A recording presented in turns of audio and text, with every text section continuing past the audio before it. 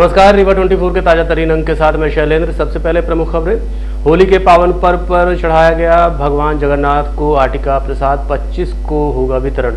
कांग्रेस ने रीवा संसदीय क्षेत्र से नीलम अभय मिश्रा के नाम पर लगाई मुहर। तलवार से केक काटने वाले बर्थडे बॉय का वीडियो वायरल होने के बाद पुलिस ने किया गिरफ्तार और होली को लेकर सज गए बाजार। अस्पताल प्रबंधन ने होली के बाद आने वाली दिक्कतों को लेकर की तैयारी पूरी। इन खबरों सहित अन्य खबरें विस्तार से।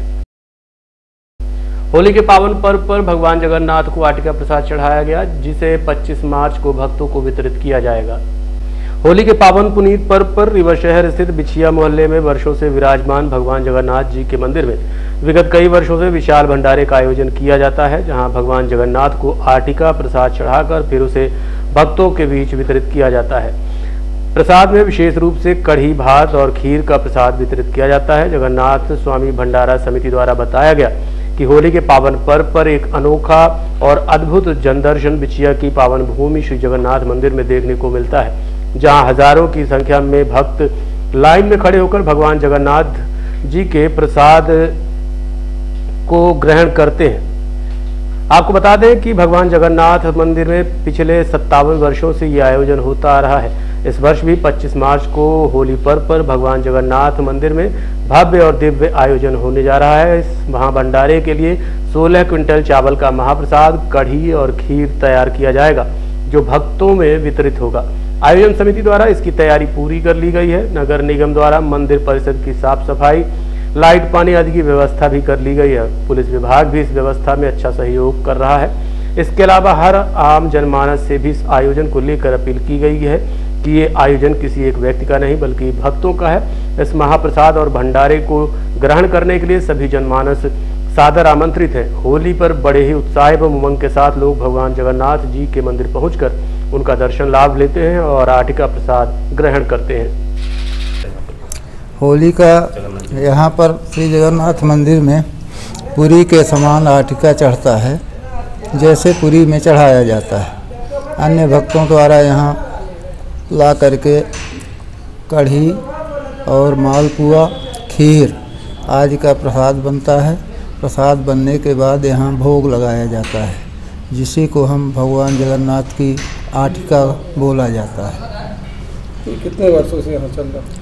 ये कई वर्षों से लगातार चल रहा है। हमारे पूर्वजों के समय से चल रहा है, जो कि 58 हो सकता है, 58-59 साल से चल रहा है। किसके द्वारा कराया जा रहा है? ये महाजन पार्टी द्वारा कमेटी बनाए हैं। उस कमेटी के थ्रू सब लोगों से चंदा इकट्ठा करके और एक विशाल प्रोग्राम ये बना लेते हैं। साल में एक बार ही करते हैं। कब होगा ये 25 तारीख को बटेगा, 24 को यहाँ भोग बनेगा, 25 को यहाँ वितरण होगा 12 बजे से लेकर के रात्रि 10 बजे तक। पंडित नरेंद्र द्विवेदी। रीवा संसदीय क्षेत्र से नीलम अभय मिश्रा को कांग्रेस ने लोकसभा का प्रत्याशी घोषित किया है। कांग्रेस द्वारा शनिवार देर शाम लोकसभा प्रत्याशियों की एक और सूची जारी कर दी गई, जिसमें रीवा लोकसभा सीट से सेमरिया विधानसभा के वर्तमान कांग्रेस विधायक अभय मिश्रा की पत्नी नीलम मिश्रा को रीवा लोकसभा सीट से प्रत्याशी बनाया गया है। हालांकि इस बात की अटकलें काफी पहले से ही लगाई जा रही थी कि अभय मिश्रा की एंट्री इस लोकसभा चुनाव में जरूर होगी, क्योंकि पिछली बार अभय मिश्रा ने राजेंद्र शुक्ला को कांटे की टक्कर दी थी। वहीं भारतीय जनता पार्टी से कांग्रेस में अभय मिश्रा को चुनावी मैनेजमेंट का काफी अनुभव भी रहा है। हाल ही में उन्होंने विधानसभा क्षेत्र सिमरिया से इकलौती सीट लाकर अपना लोहा मनवाया था। नीलम मिश्रा के राजनीतिक पृष्ठभूमि पर नजर डालें तो पोस्ट ग्रेजुएट नीलम 2023 में पहली बार भाजपा के टिकट से सिमरिया विधानसभा से चुनाव लड़ी थी और विधायक बनी थी, जबकि नीलम के पति अभय 2008 से सिमरिया विधानसभा क्षेत्र से भाजपा का प्रतिनिधित्व करते रहे। 2018 में दोनों ने कांग्रेस का दामन थाम लिया और 2023 में एक बार फिर से पति पत्नी ने कांग्रेस की सदस्यता ग्रहण की और अभय मिश्रा ने जिले की 8 विधानसभा सीट से एक सिमरिया में अपना झंडा गाड़ा। विधायक जी टिकट क्लियर हो चुकी है। ईवीएम माता भी है, रीवा संसदीय क्षेत्र भी है और मुन्ना मैनेजर भी है। कैसे लगा पावर? हमारी माता सामने ही है, सब माताओं पे भारी हमारी राजराजेश्वरी माता। टिकट क्लियर हो चुकी है कांग्रेस पार्टी की। भारत को वर्तमान में जो परिस्थितियां हैं रसिया बना के रख दिया गया है। जैसे रूस में, चाइना में, ज्यादातर रूस में पुतिन की सरकार में जो विरोध में बोल दे, कोई 40 साल से जेल में बंद है, कोई 20 साल से बंद है, किसी पे को फांसी दी जा रही है, किसी पे हत्या हो रही है, वो वातावरण लगभग देश पे आके इस कगार पर आकर देश खड़ा हुआ है। मैं तो स्थानीय मुद्दे पर चुनाव लड़ूंगा। 10 वर्ष से रीवा की जनता की कोई भूमिका केंद्र सरकार में नहीं। बातें कर लेना, अब उसी काम पे जब विधानसभा चुनाव होता है तो माननीय मंत्री महोदय उसी को अपना गिना देते हैं, फिर लोकसभा आता है तो उसी को सांसद महोदय अपना गिना देते हैं। मेरे कुछ प्रश्न हैं, मैं पूछना चाहता हूं कि 10 वर्षों में कोई एक काम बता दो, 1 करोड़ रुपए का कोई एक काम बता दो जो इन्होंने अपने दम पर केंद्र सरकार से लाए। ये वहां पर कोई एक ऐसा प्रश्न बता दें, ध्यानाकर्षण बता दें, याचिका बता दें, कुछ भी बता दें जो इन्होंने रीवा की जनता के लिए केंद्र में रखा हो, इन्होंने बोला। मुझे ऐसा लगता है कि 10 वर्ष से हमारी भूमिका एकदम केंद्र में शून्य है। इनसे बेहतर तो देवराज पटेल थे, कम से कम वो कुछ तो अपना कर लेते थे, किसी का तो कुछ काम करते थे, ऐसा लगता था जनता का प्रतिनिधि। यहाँ तो कहने को तो कार्यकर्ता आधारित पार्टी है भारतीय जनता पार्टी, पर मुझे नहीं लगता जो 25 वर्ष से जो कार्यकर्ता, बड़े बड़े कार्यकर्ता जिन्होंने उम्मीद में अपना जीवन खपा दिया, तो उनका कम नंबर आएगा। जब जेब के ही व्यक्ति को बार बार मौका मिलेगा तो फिर कहेगी कार्यकर्ता आधारित पार्टी। यहाँ पर भारतीय जनता पार्टी हमारे माननीय मंत्री महोदय की प्राइवेट लिमिटेड कंपनी जैसी एक पार्टी हो गई है और वही उसको चला रहे हैं। बाकी निर्वाचित विधायक वगैरह हैं और भी बड़े बड़े कार्यकर्ता हैं जिनका अस्तित्व लगभग गौण हो गया है, उनको कोई अवसर नहीं मिल रहा है। और ये खैर उनका इंटरनल मैटर है, लेकिन मेरा ये कहना है कि रीवा की जनता ने अगर इन्हें चुना है तो ये बताएं ना कि हमने रीवा के लिए क्या किया, एक तरफ है, और दूसरी तरफ 10 वर्ष में हमने पाया तो कुछ नहीं, खो जरूर दिया बहुत कुछ। बहुत सारी बातें हैं करप्शन को लेकर, सांसद निधि को लेकर, तो आज 1 बजे प्रेस कॉन्फ्रेंस होगी तो मैं विस्तार से अपनी बातों को वहां। रीवा की 8 विधानसभा सीटों में एक ही विधानसभा सीट जीत हुई है, वो है आपकी, तो क्या रणनीति रहेगी कि इधर से सांसद भी आपके झोली में गिरेगी? कांग्रेस पार्टी के हम संगठन के दम पर चुनाव लड़ेंगे। हम बिल्कुल मूल, हमारे जो जिलाध्यक्ष जी हैं माननीय राजेंद्र शर्मा जी, वो हमारे इस चुनाव को संचालित करेंगे और हमारा संगठन का बीएलए बूथ का कार्यकर्ता से लेकर मंडल ब्लॉक तक का, सेक्टर का कार्यकर्ता, यहां तक हम इन्हीं के माध्यम से, और जो हमारे प्रत्याशी रहे हैं विधायक के, भले वो हार गए हों कुछ मतों से, लेकिन उन्हीं के उसी स्ट्रक्चर पे हम काम करेंगे और निश्चित रूप से हमें सफलता मिलेगी। ज्यादा अंतर नहीं था विधानसभा चुनाव में, कुल 1,10,000 वोट का अंतर था टोटल में। हम इस बार इस वोट को बढ़ाएंगे क्योंकि हर किसी की इच्छा है कि बदलाव हो। वर्तमान सांसद जी को कोई भी वोट नहीं देना चाहा। हाँ, अगर ये टिकट बदल दिए हो, कोई नए प्रत्याशी को होते, तो लोगों का वो गुस्सा कम हो जाता और जो इनके ऊपर भ्रष्टाचार के आरोप है उससे भी ये बच निकलते कि भाई उनको बदल दिया। पर आज ये घिर चुके हैं और हाँ, हमारा जो कांग्रेस का संगठन है और हमारे सभी नेता हैं, सब मिलकर हम लोग चुनाव जीत जाएंगे। बहुत उत्साहित थे, चुनाव टिकट घोषित होते हुए कुकी मार रहे थे, तो क्या जी अब हो गया पार्टी नेतृत्व का। मैं पहले तो बहुत धन्यवाद देना चाहती हूँ माननीय राहुल गांधी जी का, प्रियंका गांधी जी का, हमारे राष्ट्रीय अध्यक्ष जी का, सभी का मैं बहुत बहुत धन्यवाद देना चाहती हूँ कि उन्होंने मुझे इस लायक समझा कि मुझे रीवा लोकसभा का प्रत्याशी बनाया है। और रही सांसद जी की बात, तो अब मेरा तो पूरा प्रयास रहेगा कि रीवा में जो भी मतलब मेन विकास है वो होना चाहिए। बड़े बड़े काम तो ठीक है बहुत हुए हैं जमीनों को बेच के, लेकिन असली विकास जो है, क्योंकि क्या है कि एयरपोर्ट बना देना या कि ये ट्रेन ले आ देना, ठीक है ट्रेन अच्छी बात है, लेकिन जो आम जनता है वो परेशान है, गरीबों का कोई भी काम नहीं हुआ। तो मेरा तो ये प्रयास रहेगा कि ज्यादातर जो असली विकास है वो होना चाहिए रीवा जिले में, और जो भी मुझसे बनेगा मैं उसको पूरा प्रयास करूंगी। बाकी हमारी माता जी हैं, उनका हाथ है मेरे सर पर, जैसा उनका वो होगा, आगे भगवान जो चाहेंगे वो होगा। ईवीएम माता से कैसे पार पाएंगे? अब ईवीएम माता के ऊपर भी एक माता है, ऊपरी जो ईश्वरी शक्ति होती है, तो उनका सब वो रहता है उसमें। और कहीं ना कहीं मुझे तो ये विश्वास है कि इस बार ईवीएम वगैरह कोई काम नहीं आएगी। और ठीक है, आगे फिर वक्त बताएगा जो भी होगा। किन मुद्दों को लेकर जाएंगे आप? अब मुद्दे तो बहुत सारे हैं भैया, लेकिन ठीक है, अब मुझसे जो बनेगा, मेरे उसमें जो भी होगा, मैं वो पूरा करने का पूरा प्रयास करूंगी। राजनीतिक मैदान में पहले भी आपके सामने वो आ चुके हैं और आप लोगों का विरोध भी हो चुका है, तो क्या हो गया वो तो। अब आपसी विरोध, ऐसा कोई विरोध नहीं था वो। ठीक है, पार्टी में वो भी थे, हम भी थे। अब अपनी क्षेत्र की जनता के लिए थोड़ा सा बोलना पड़ता है, तो इसलिए तो हमने सामने एक तरह से जंग लड़नी है आपसे। जी, अब हो गया, ठीक है। अब आप सब साथ में रहेंगे और हमारी जनता चुनाव लड़ेगी, मैं नहीं लड़ूंगी। राम मंदिर की लहर है, उससे कैसे आप जवाब देंगे? लोकसभा चुनाव के चलते पुलिस ने वाहनों की सघन जांच शुरू कर दी है। निर्वाचन आयोग की गाइडलाइन का उल्लंघन करने वालों पर पुलिस द्वारा कड़ी कार्रवाई की जाएगी। इसके लिए 18 चिन्हित जगहों पर ब्रेकिंग प्वाइंट बनाए गए हैं। लोकसभा चुनावों की तिथियों की घोषणा होते ही पुलिस भी सक्रिय हो गई है। जिले में शांतिपूर्वक चुनाव संपन्न कराने और निर्वाचन आयोग के निर्देशों का पालन कराने हेतु पुलिस लगातार प्रयास कर रही है। इसी तारतम्य में पुलिस ने जिले व बॉर्डर एरिया सहित कुल 18 स्थानों में चेकिंग लगाकर वाहनों की सघन जांच की। सीएसपी नवीन तिवारी ने बताया कि पुलिस अधीक्षक विवेक सिंह के निर्देश पर जिले भर में वाहन चेकिंग की जा रही है।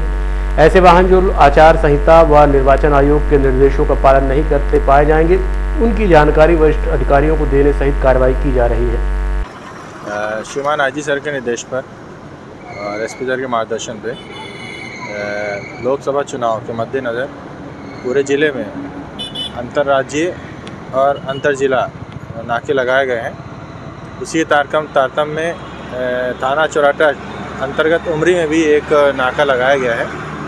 उसी में जो हमारा पूरा बल स्टाफ ने यहाँ पे चेकिंग लगाई हुई है, जिसमें जो भी 4 व्हीलर्स हैं और 2 व्हीलर्स हैं, जिसमें सबको चेक किया जा रहा है।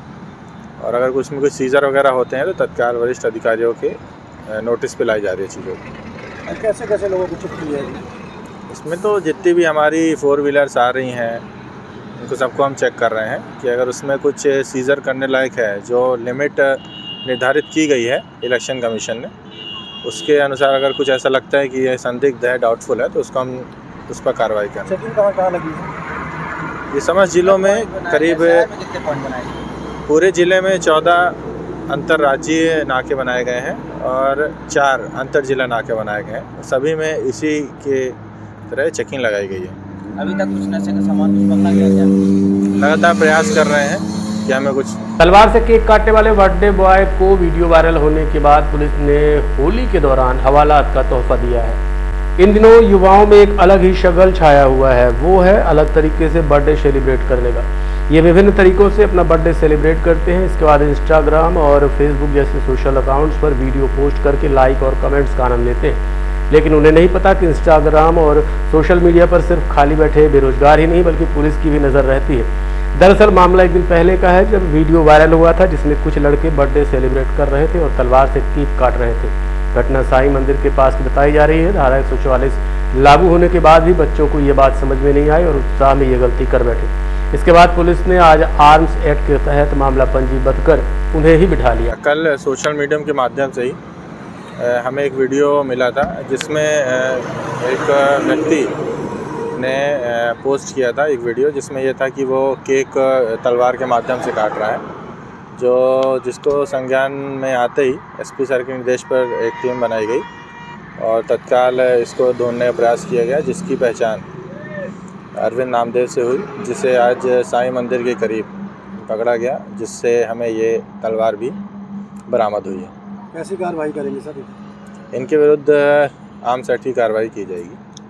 कुछ और भी आरोपी पकड़े गए हैं साथ? उसकी निशानदेही पर एक लड़का और हमने पकड़ा है, जिसका कोई बैकग्राउंड तो नहीं है, वो उसका दोस्त ही है, उससे और पूछताछ की जा रही है इस संबंध में। क्या कर रहे थे सर? ये क्या कर रहे थे तलवार से? काम क्या करते थे? ये इनसे पूछा जा रहा है। ये तो किसी व्यापारी या कहीं पे छोटे मोटे काम करते हैं और बाकी सब इनसे हम पूछताछ कर रहे हैं, इनका बैकग्राउंड क्या है और क्या करते हैं। वीडियो वायरल होने में कितने घंटे में पुलिस ने पकड़ा? ये मुझे लगता है शाम को ही वीडियो वायरल हुआ था और हमने रात से ही टीम लगा दी थी और आज हमें सफलता। होली को लेकर बाजार पूरी तरह से सज गए हैं। व्यापारी भी बाहर से होली का रंग बेचने के लिए रीवा आए हैं। वहीं त्योहारों के मद्देनजर अस्पतालों में भी व्यवस्थाएं बना ली गई हैं। बाजार में तरह तरह के रंग बिक रहे हैं। लाल हो या पीला, हरा हो या नीला, लगेगा अच्छा ही। पर क्या आप जानते हैं कि बाजार में बिकने वाले रंग आपके लिए कितने खतरनाक हो सकते हैं। रंगों के इस त्योहार में शुद्धता के नाम पर ज्यादातर बाजार में केमिकल रंग बेचते हैं।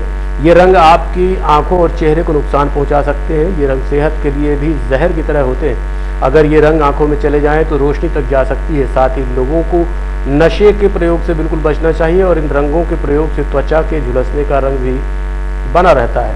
विशेषज्ञों का कहना है कि होली पर बिकने वाले ज्यादातर रंगों में खतरनाक और तेज केमिकल्स का प्रयोग किया जाता है जो त्वचा से जुड़ी बीमारियों का कारण बन सकते हैं। ऐसे में इन रंगों के संपर्क में आने से बचें। होली में कौन से रंग उपलब्ध हैं, इसको लेकर कानपुर से आए व्यापारी से हमने बात की। वहीं रासायनिक रंगों के प्रयोग से क्या परेशानियां होती हैं और अस्पताल में क्या तैयारी चल रही है, इसके लिए डॉक्टर यत्नेश त्रिपाठी से भी चर्चा की। हमारा देशराज ये रंग हो गया करीब बाबूजी 10-15 साल के थे तब से बेच रहे हैं। हाँ, हम कानपुर से लाते हैं बाबूजी। हाँ, ये हरा है और गुलाबी वाला है और बैगनी कलर भी है और गुलाल है, 4 कलर। हाँ, सब पक्का रंग है बाबूजी। इसमें इसे होली में चलता है, ये गुलाल है ना, ये कलर इसमें मिलाने बना लाते हैं कानपुर से। हाँ, है नहीं उतरता नहीं, साबुन लगाओगे तब भी नहीं छूटेगा जल्दी। पक्का रंग है। कच्चा भी बेचते हैं, हल्का भी बेचते हैं। ये हल्का वाला ये है, मगर सस्ता वाला डिब्बे में रखा है, वो महंगा वाला है, 40 रुपए तोला का। ये 10 रुपया तोले क्या है। 40 रुपए वाला जल्दी उतरता नहीं। हाँ, वो उतरता नहीं, ये उतर जाता है। सबसे पहले तो आप लोगों को होली की शुभकामनाएं। होली आज ही है, कल फगुआ है, धुरेड़ी कहते हैं जैसे। आप बिल्कुल ठीक कहते हैं। अभी आज शाम के बाद से हम लोगों के यहाँ ऐसा हमने देखा है कि कुछ ट्रेंड बढ़ जाता है मरीजों के आने का। तो आज शाम को एक्सीडेंट बहुत आने की संभावना है, ऐसा होता है। हर साल का ट्रेंड बता रहा हूँ। और कल जो है जब रंग लोग खेलते हैं तो रंगों पे नुकसान से जो आंखों में तकलीफ हो जाती है या चमड़ी में तकलीफ हो जाती है, उसकी वजह से खान पान में कई बार गलत चीजें खा लेते हैं तो उल्टी दस्त के मरीज आ जाते हैं इस तरह। और चूंकि पानी का एक्सपोजर बहुत ज्यादा होता है और अपना मौसम ऐसा रहा है कि परसों नरसों तक बहुत ठंड रही है, तो ऐसे सूरत में जो ये अचानक बदलने वाला मौसम है और बहुत देर तक यदि आप पानी के एक्सपोजर पर रहेंगे तो सर्दी और जुकाम आपके बहुत तेजी से जल्दी से पकड़ने का एक चांस हो जाता है। सडन चेंज नहीं बॉडी अडॉप्ट कर पाती। इस तरह के मरीजों की ज्यादा आने की संभावना है। तो हम लोग तैयार हैं इसके लिए, हमने अपनी तैयारियां की हैं। हम चिकित्सक, हमारे सभी विभाग, medicine, surgery, ophthalmology, skin department, सब अपने अपने हिसाब से अपनी तैयारियां कर चुके हैं कि मरीज आएंगे तो हम उनके इलाज करेंगे। सर, देखा जाता है क्या विकारों की घटनाएं नशे के कारण होती है, तो क्या संदेश होगा लोगों का कि कितना। भाई साहब, होली रंगों का, खुशियों का और उमंगों का त्योहार है। खूब बढ़िया गुजिया बनवाइए, खाइए, मीठा खाइए, एक दूसरे को बधाई दीजिए, पर कृपया नशा मत करिए। नशा आपका त्योहार भी खराब करता है और हो सकता है आपके शरीर के स्वास्थ्य को या आपके जीवन को बहुत नुकसान पहुंचा दे। देखते रहिए Rewa 24 news, city cable network. मिलते हैं छोटे से ब्रेक के बाद। Pentium Point Group of Institutions, a key to success। जी हाँ, Pentium Point Group of Institutions, जहाँ पर आपको मिलते हैं BA LLB 5 year full time programme, LLB 3 year full time programme bar council of India से मान्यता प्राप्त हैं। MBA के 2 year full time programme AICTE new Delhi से मान्यता प्राप्त हैं। Pentium Point college of pharmacy T pharma 2 year full time programme PCI new Delhi द्वारा मान्यता प्राप्त। Pentium Point टेक्निकल कॉलेज में स्नातक व स्नातकोत्तर की सभी पाठ्यक्रम संचालित हैं, जिनमें प्रवेश प्रारंभ है। हमारा कॉलेज कोड है P500। याद रखिए, सामान्य वर्ग BPL कार्ड धारकों को शिक्षण शुल्क में छूट व SC ST OBC छात्रों को मध्य प्रदेश शासन की नियमानुसार छात्रवृत्ति। आप संपर्क कर सकते हैं हमारे हेड ऑफिस में, जो है हेडगेवार नगर, रेडियो कॉलोनी के सामने रीवा, और कॉलेज कैंपस में, जो है करहिया सिमरिया रोड और हरदी सिमरिया रोड रीवा में। अधिक जानकारी के लिए हमारे फोन नंबर पर संपर्क कर सकते हैं। हमारा फोन नंबर है 07662438035। मोबाइल नंबर पर भी संपर्क किया जा सकता है जो है 9992084439। संस्कृति मंत्रालय भारत सरकार के सहयोग से रंग अनुभव सांस्कृतिक शिक्षा समिति रीवा द्वारा 3 दिवसीय राष्ट्रीय विंध्य लोक नाट्य महोत्सव का आयोजन किया गया। संस्कृति मंत्रालय भारत सरकार के सहयोग से रंग अनुभव सांस्कृतिक शिक्षा समिति द्वारा 3 दिवसीय राष्ट्रीय विंध्य लोक नाट्य महोत्सव की प्रथम संध्या ज्ञान की देवी माता सरस्वती की प्रतिमा के सम्मुख दीप प्रज्वलन कर शुरू किया गया। इस दौरान वरिष्ठ रंगकर्मी डॉक्टर विद्या प्रकाश तिवारी, समाज सेवी श्री दिनेश त्रिपाठी, स्कूल के संचालक श्री राजेश त्रिपाठी एवं प्राचार्य श्रीमती कल्पना त्रिपाठी उपस्थित रही। महोत्सव के पहले दिन यानी 21 मार्च को रंग अनुभव के कलाकारों द्वारा मनोज मिश्रा के निर्देशन में पंचलेट नाटक का मंचन किया गया, जिसे दर्शकों ने खूब सारा प्यार दिया। दूसरे दिन यानी 22 मार्च को हरिश्चंद्र के चौपट राजा की प्रस्तुति हुई। भारतेंदु हरिश्चंद्र द्वारा लिखित इस नाटक का निर्देशन विनोद कुमार मिश्रा ने किया। मंडप आर्ट्स की इस प्रस्तुति को भी दर्शकों ने हाथों हाथ लिया। नाट्य समारोह के अंतिम दिन यानी 23 मार्च को जान पाड़े नामक नाटक का मंचन किया गया, जिसे लेकर आए थे सतना लोक रंग समिति के उत्साही कलाकार। लोक कथाओं पर आधारित इस नाटक का निर्देशन जाने माने रंगकर्मी सविता दाहिया ने किया। इस दौरान वरिष्ठ रंगकर्मी चंद्रशेखर पांडे, हरीश धवन, शैलेंद्र द्विवेदी, विनोद भट्ट, अशोक सिंह, द्वारिका दाहिया, विनोद मिश्र, अखंड सिंह परिहार, अंकित मिश्रा, अजय दाहिया, विपुल गहरबार सहित तमाम रंग रसिक और सहयोगी उपस्थित रहे। नाटक के मंचन के दौरान स्टेज के बगल में छत पड़ रही थी, जिस वजह से नाटक के प्रदर्शन में थोड़ा खलल जरूर आया, लेकिन कलाकारों ने अपने अभिनय से दर्शकों को बांधे रखा। नाटक के पहले तीनों दिन पूर्व रंग की प्रस्तुतियां हुई, जिसमें लोकगीत, लोक नृत्य और दुलदुल घोड़े नृत्य का प्रदर्शन भी किया गया, जिसे दर्शकों ने खूब सराहा। आइए देखते हैं प्रदर्शित नाटकों की कुछ झलकियां।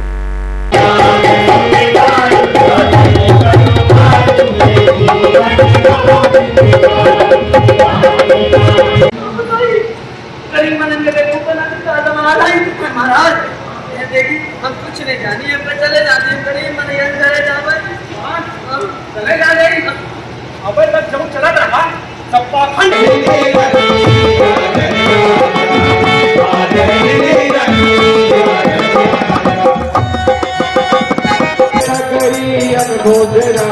टका तेरे भाजी टका तेरे आ जाओ तड़पती है माँ, अब रात गुजरने वाली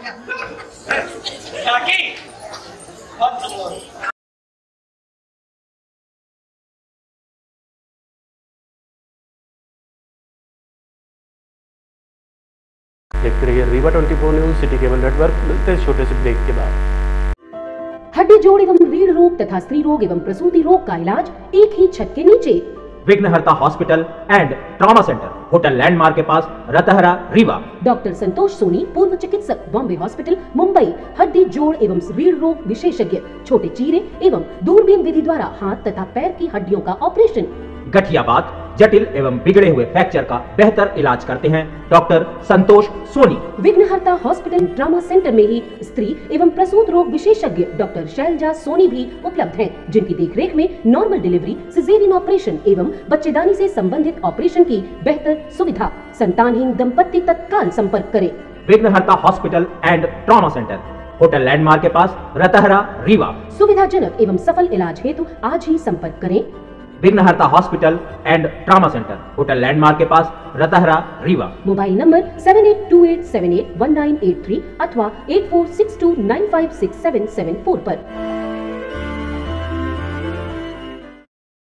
हाल ही में बसपा का दामन थामने के बाद देवेंद्र सिंह ने आज एक पत्रकार वार्ता का आयोजन कर भारतीय जनता पार्टी के ऊपर विकास के नाम पर बंदरबाट को लेकर आरोप लगाए हैं। साथ ही उन्होंने कृष्णा राज कपूर ऑडिटोरियम में हुए बेशकीमती खर्च को भी लेकर कई सवाल खड़े किए। इसके अलावा जातिगत कार्ड भी खेलने की कोशिश की। आइए सुनते हैं क्या कहना है बसपा नेता देवेंद्र सिंह का पत्रकार वार्ता के दौरान। कोरी है, बुढ़ा है, सोनी है, लोहार है, कुम्हार है, तो मतलब इस ढंग से करके बहुत सारी जातियां हैं, लेकिन उन जातियां और वो बहुतायत में हैं, लगभग 45-46% उसमें कहेंगे, लेकिन उनका कोई प्रतिनिधित्व नहीं है। राजपूत समाज तो है ही है, क्षत्रिय होना गुनाह भाजपा के लिए जो है पूरे प्रदेश में मेयर 16 टिकट दिए गए, एक भी राजपूत समाज नहीं था। लोकसभा के टिकट 29 दिए गए, उसमें एक राजपूत समाज का टिकट। अजय प्रताप सिंह जैसे लोगों को जो है तो जो इतने दिन से भाजपा की सेवा कर रहे थे उनको भी पार्टी छोड़नी पड़ी।